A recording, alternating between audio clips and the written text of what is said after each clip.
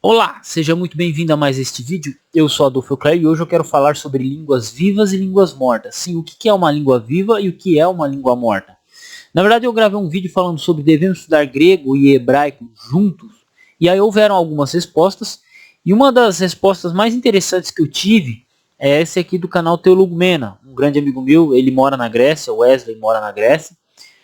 Fala muito bem o inglês, melhor até do que eu. Concordo, mano, exceto com a parte do idioma morto, né? E ele discorda, né, da questão de, sei lá, do grego ser uma língua morta. Mas quando eu falo grego, é grego koiné. Assim como o hebraico também, o hebraico é uma língua morta. O hebraico bíblico é uma língua morta. Isso eu vou ter que explicar e definir. O latim também é uma língua morta. O sânscrito é uma língua morta. São línguas mortas. Então, vamos para mais esse vídeo. Já peço que você chegue se inscrevendo no canal, me seguindo no Instagram, Adolfo Eucléio. Na descrição você encontra meu curso de grego, também encontra um curso de teologia, com um valor muito acessível. E vamos lá. Então, primeiro ponto que nós temos que definir é o que é uma língua morta. O que pode ser caracterizado como uma língua morta. Então eu preciso fechar o vocabulário para entender isso. O que é uma língua morta? Uma língua morta é um idioma em que ele pode ser estudado, em que você pode aprendê-lo, mas que não nascem mais pessoas falando ele nativamente.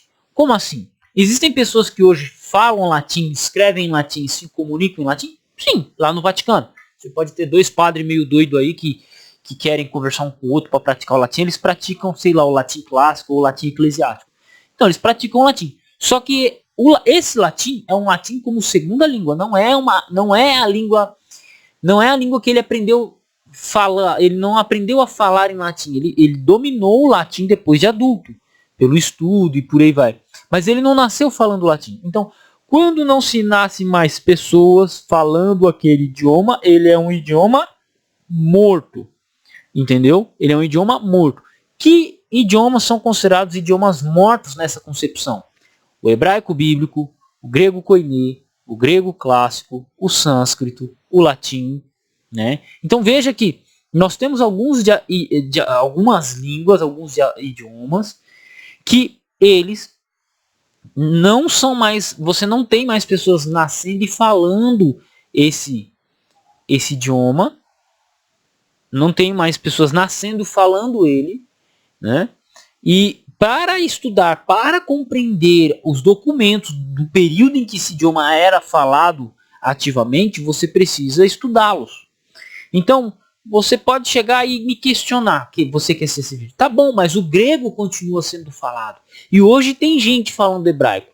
Bem, o caso do hebraico é um pouco mais diferenciado, porque o hebraico bíblico, ele deixou praticamente de ser falado, ele se perdeu, e ele passou a ser usado como língua litúrgica. Então você tem, por exemplo, no período do Novo Testamento, o aramaico sendo o idioma falado pelos judeus, né? E dentro de Jerusalém, mas o hebraico bíblico ele era um idioma mais litúrgico, era usado mais no sentido litúrgico, né? Poderia alguém falar em hebraico no dia a dia? Sim, mas era mais no sentido de uso litúrgico, é a informação que eu tenho. Só que, não, depois de um tempo, as pessoas, depois que os judeus, até tem um vídeo meu falando sobre o sincretismo, os judeus foram se infiltrando em outras culturas, se misturando com outros povos, eles aprenderam a falar. Então, se o judeu morava na Alemanha, ele falava alemão primeiramente, depois ele aprendia o hebraico. Se o judeu fosse para a Espanha, ele aprendia a falar primeiro espanhol, depois ele aprendia o hebraico. Por quê? Porque o hebraico era uma língua litúrgica. Então, logo, esse hebraico ele não era mais falado como língua oficial, sim como uma língua litúrgica.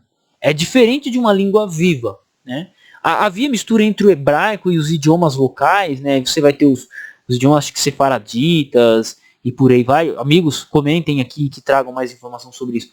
Você vai ter, mas já é um idioma misturado, já não é o hebraico bíblico e por aí vai. E no caso do hebraico falado hoje em dia, ele é diferente do hebraico bíblico, porque ele é um idioma, tecnicamente, ele foi ressuscitado, foi adaptado. Pegaram aquele hebraico bíblico e adaptaram ele à linguagem moderna. E aí fizeram com que pessoas nascessem falando esse hebraico. Mas ele sofre influência do russo, do alemão, do inglês, né? Então já não é originalmente aquele hebraico, já é uma língua, ele foi ressuscitado à força pelo Estado de Israel. Não estou dizendo que isso é uma coisa ruim. Não.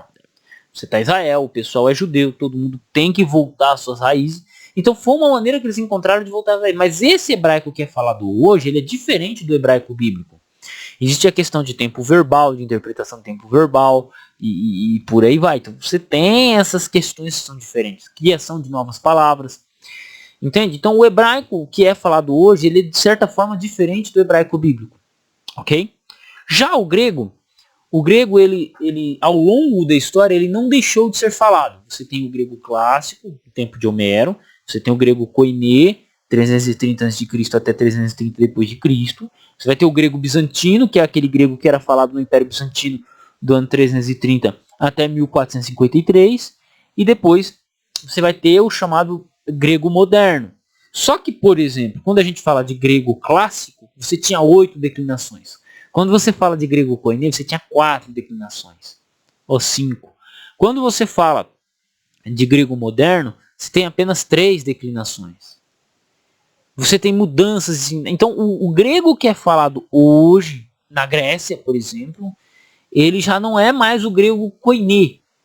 Ele já não é mais o grego clássico. É necessário um estudo gramatical dentro até de quem fala grego para compreender certas palavras e certas construções gramaticais e interpretações de tempos verbais que não são mais utilizados hoje. Né? O uso de... Então, tanto eu que falo português, quanto você que fala português, quanto o grego que nasce na Grécia, eles, para estudar o grego koiné ou o grego clássico, eles passam pelo processo gramatical, pelo mesmo processo. Ele tem que aprender a falar o grego clássico. Ele tem que aprender a dominar a leitura e as construções da mesma maneira que a gente. Então, o que acontece? Esse grego clássico, ele é uma língua morta. O grego koiné é uma língua morta, que é um recorte histórico desse período que a língua passou. Assim como o estudo do hebraico também é um recorte do hebraico. Quando a gente estuda o hebraico, a gente acaba fazendo um recorte, uma limitação do estudo de vocabulário. Entende? Mas se você for tentar usar um dicionário de hebraico moderno para ler o texto bíblico, você vai poder encontrar algumas dificuldades. Você vai ter algumas dificuldades. E se você tentar pegar um dicionário de hebraico bíblico e tentar ler um jornal de Israel, você também vai ter dificuldades. Por falta de palavras, talvez por diferença de interpretação de tempo verbal. E assim vai. Então, o que acontece? Uma língua morta, ela é uma língua em que você não tem, você não tem mais pessoas nascendo falando aquele idioma. Então, quando a gente fala de hebraico bíblico, é o hebraico bíblico que não é o hebraico reconstituído, ressuscitado em Israel na década de 1950. Não é? Você pode ir na história. O grego koiné e o grego clássico, eles já são idiomas mortos. Por quê? Porque o grego que se fala hoje, não é que ele é completamente, ele é diferente, e é muito diferente desse período. Assim como o português de hoje é diferente do português de 1800, é diferente do português que começou a ser falado nos Lusíadas. Então, por exemplo, o português dos Lusíadas é um idioma morto. O português que João Ferreira de Almeida traduziu a Bíblia primeiramente, a primeira edição da Bíblia em língua portuguesa, já é um idioma morto. Porque nós hoje já falamos outro tipo de português. Nós não nascemos falando aquele português, com aquele significado. A gente precisa estudar os vocábulos, né, isoladamente para entender e não cometer equívocos. Tá? Isso eu estou falando de português. Eu estou falando... Então, para vocês entenderem que é diferente, entendeu? Então, quando eu falo idioma morto, é um idioma que você tem que estudar. E existe uma diferença entre estudar um idioma morto e um idioma vivo. Qual que é a diferença? O idioma morto, por exemplo, como latim, grego e hebraico e sânscrito, são idiomas que a gente estuda de maneira instrumental, beleza? Então, a gente utiliza como instrumento de pesquisa. Nós utilizamos o hebraico de maneira de pesquisa instrumental. O hebraico, que eu estava até tentando gravar um vídeo aqui falando sobre o nome de Deus, o hebraico que eu tenho, o conhecimento de hebraico que eu tenho que não é muito, mas é um hebraico no sentido instrumental. O grego que eu utilizo para fazer análise do texto grego, para fazer crítica textual, é instrumental. Ele é um instrumento para pesquisa.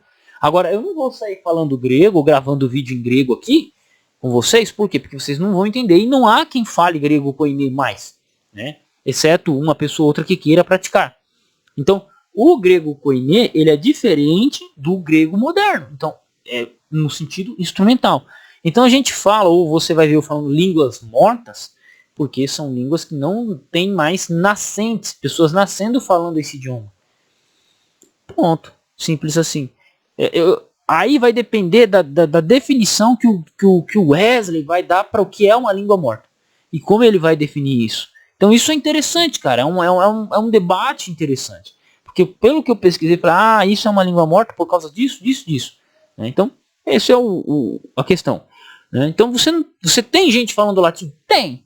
Mas não é mais pessoas que nascem falando latim. Você tem pessoas que falam grego moderno na Grécia atualmente? Tem. Mas não é o grego daquele... Não é esse grego aqui, ó. Não é o grego que você encontra na sua Bíblia. Não é o grego que você encontra na sua Bíblia.